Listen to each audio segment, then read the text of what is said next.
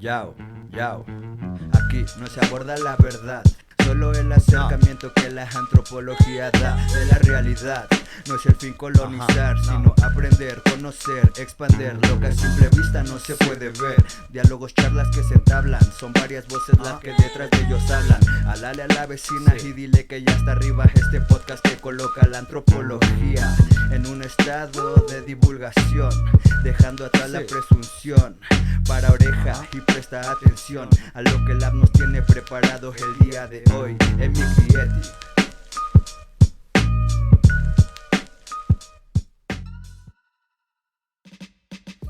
Entonces es como un mantenimiento de estructuras, unas más grandes que otras, pero que dan un servicio al fin y al cabo a otra persona.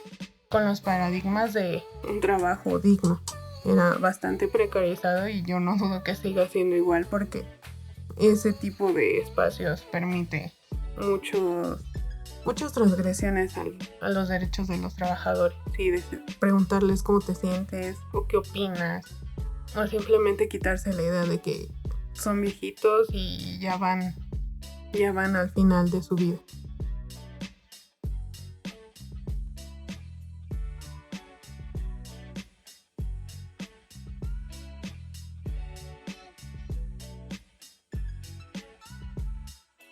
Hola, bienvenidos, bienvenidas y bienvenides a este podcast Emic y Etic, diálogos desde la antropología social.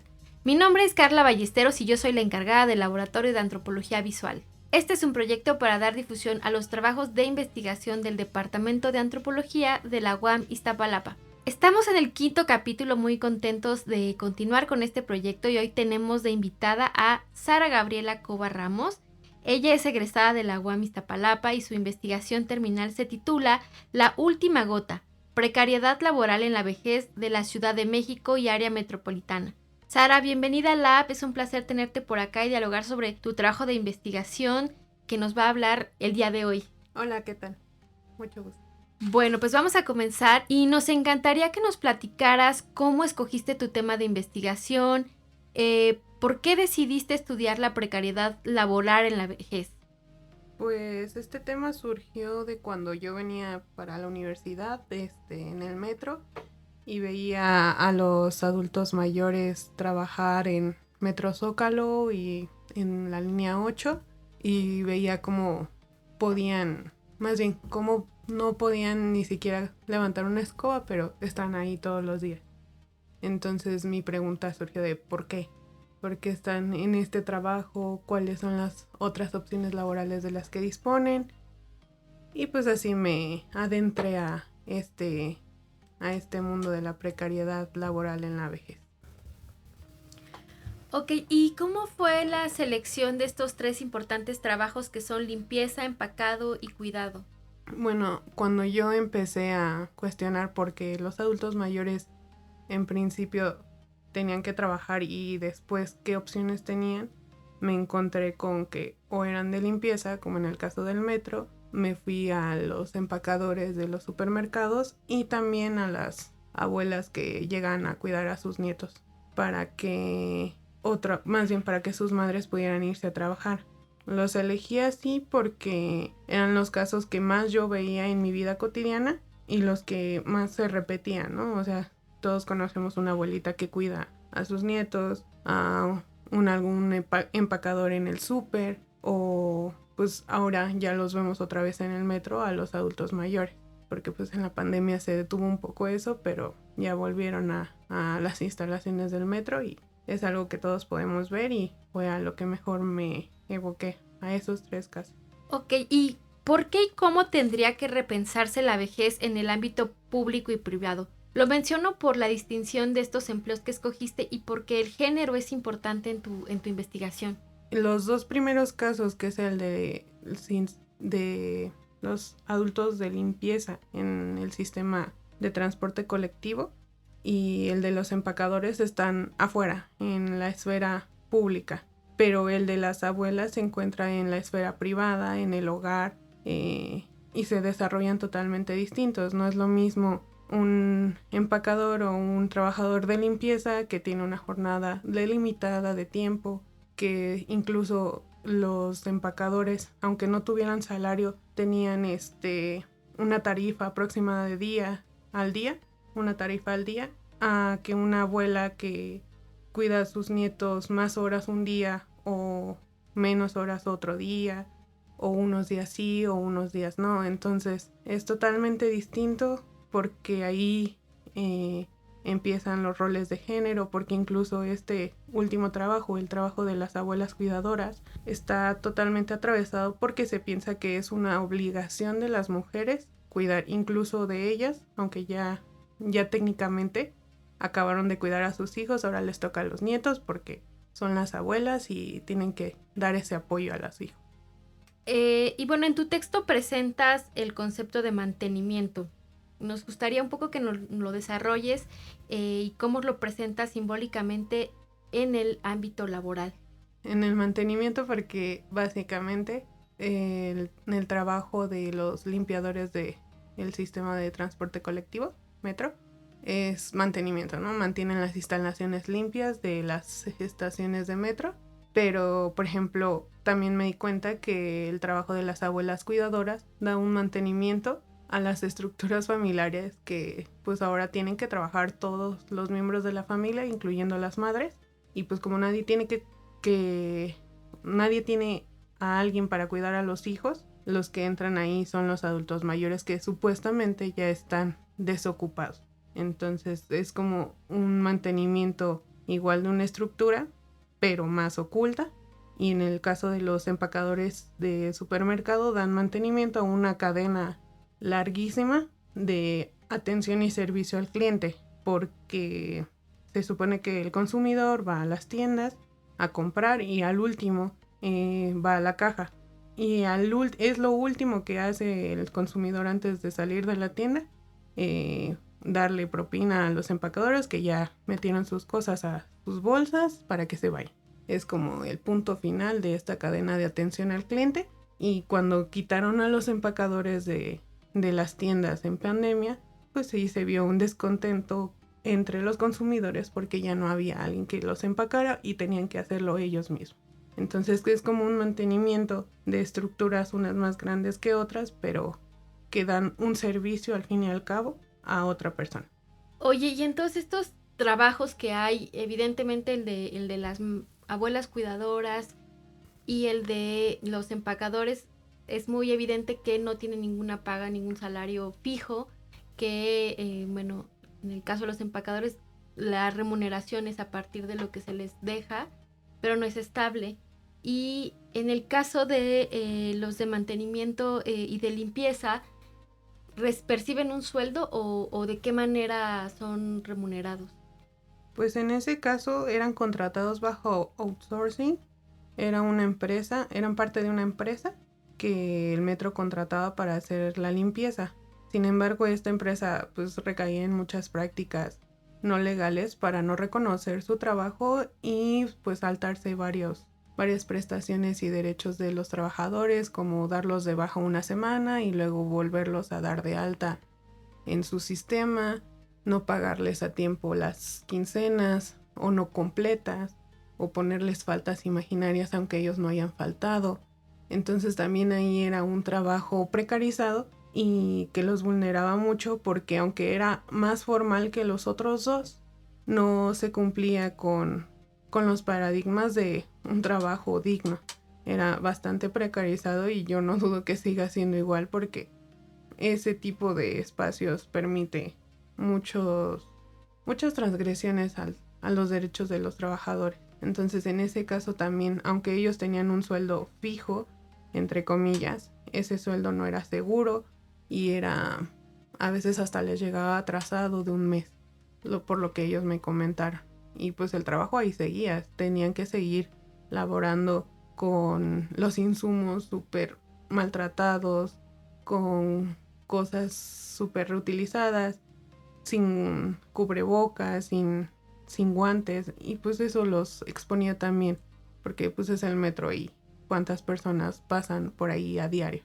Entonces eran matices que englobaban así que las ofertas laborales para los adultos mayores en el tiempo en que yo hice esta investigación, y también yo creo que siguen ahorita, eran muy, muy precarizadas y muy limitadas, que los ponían en riesgo y pues no eran las mejores opciones.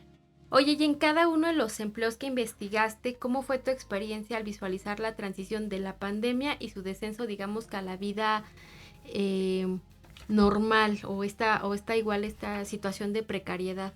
Pues la investigación se hizo justo los primeros 3 meses de 2020 antes de que el COVID llegara a México, y fue así una investigación de todos los días porque algo me decía que tenía el tiempo muy limitado. Entonces se vio mucho el cambio porque un día yo dejé de ver a los trabajadores de limpieza en el metro. Los dejé de ver, le pregunté a alguien que no era adulto mayor y que estaba limpiando. Me dijeron, no, pues ya los corrieron a todos, porque no los quieren aquí en el metro, porque es un foco de infección y dicen que los van a contratar cuando pase la pandemia.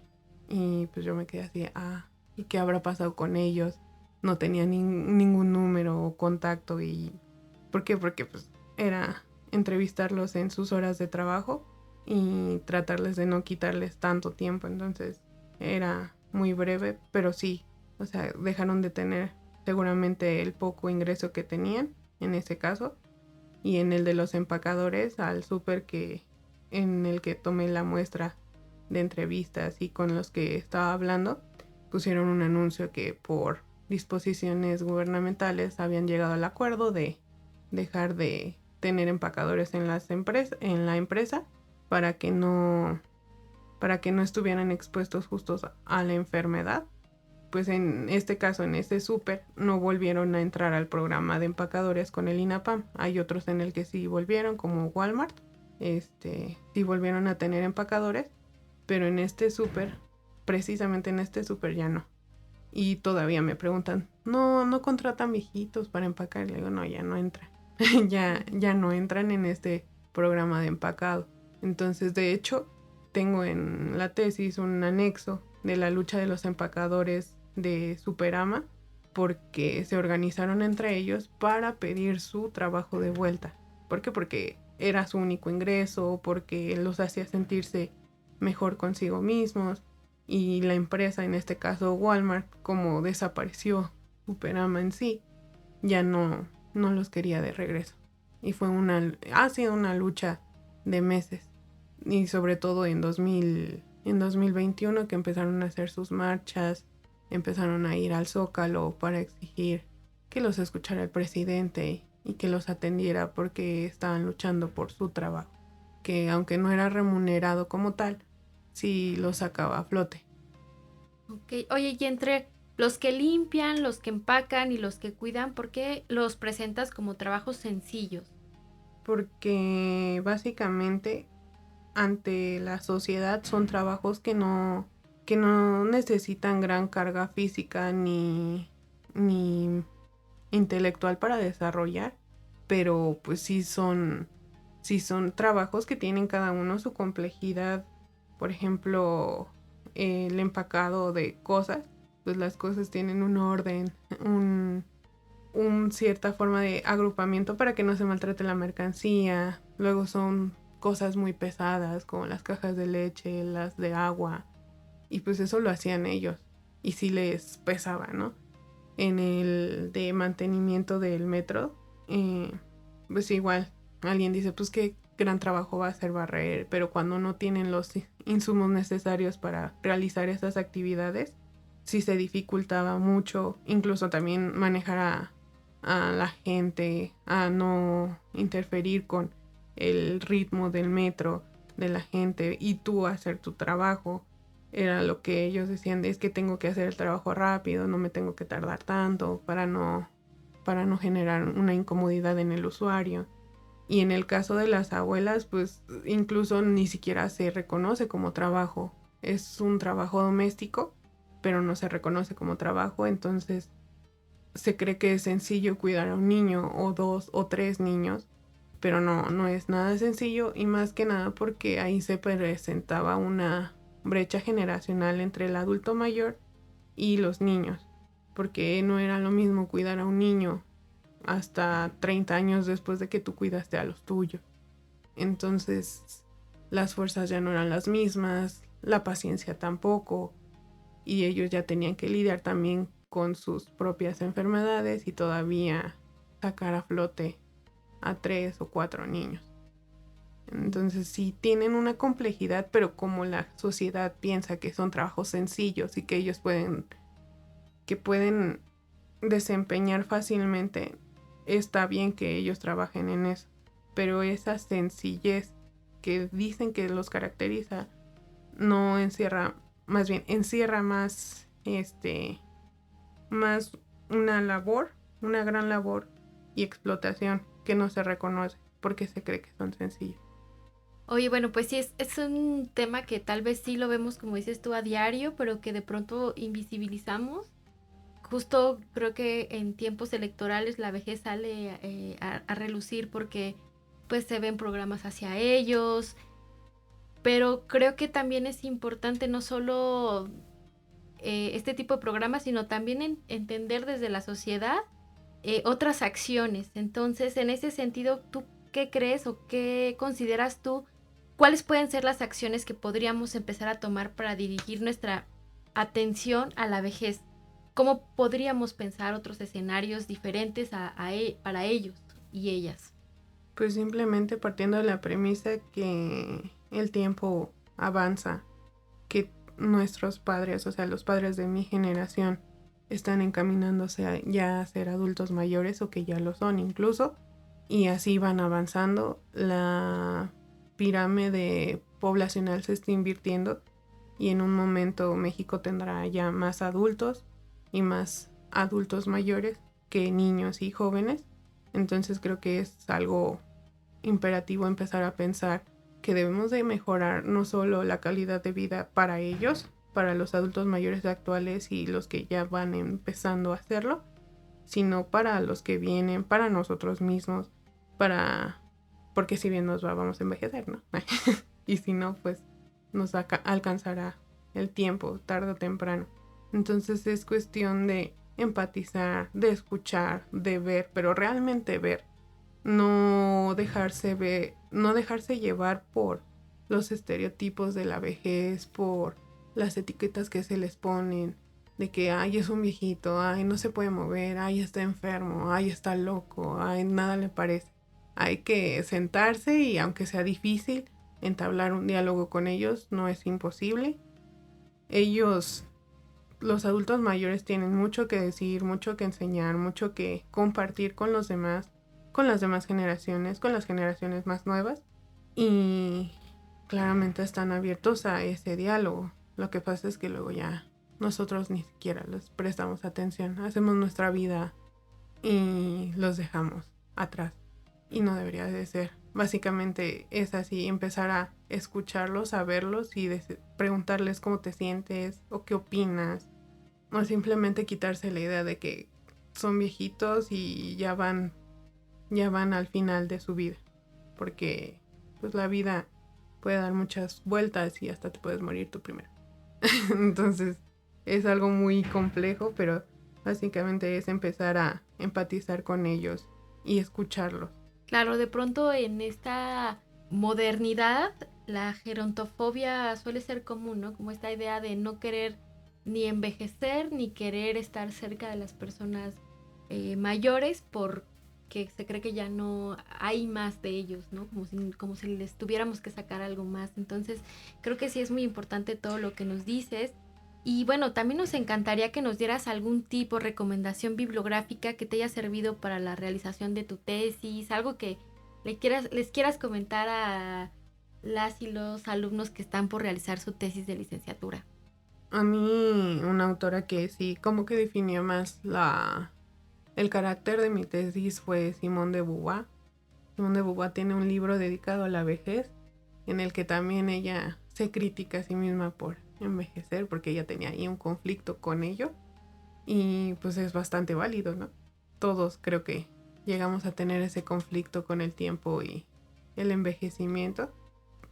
También a Ham Chandé, es un autor mexicano que tiene igual libros especializados en vejez, que ve a la vejez desde la antropología, si no me equivoco. Y pues también da más matices de lo que es la vejez aquí en México. De él saqué también lo de que el rostro de la vejez en México es el rostro de una mujer pobre, porque hay más adultas mayores que adultos mayores, porque la tasa de vida es más grande en mujeres que en hombres. Y también las mujeres suelen tener menos ingresos que los hombres porque, claro, en el siglo pasado las mujeres no trabajaban formalmente o no de la misma forma en la que estamos trabajando ahora.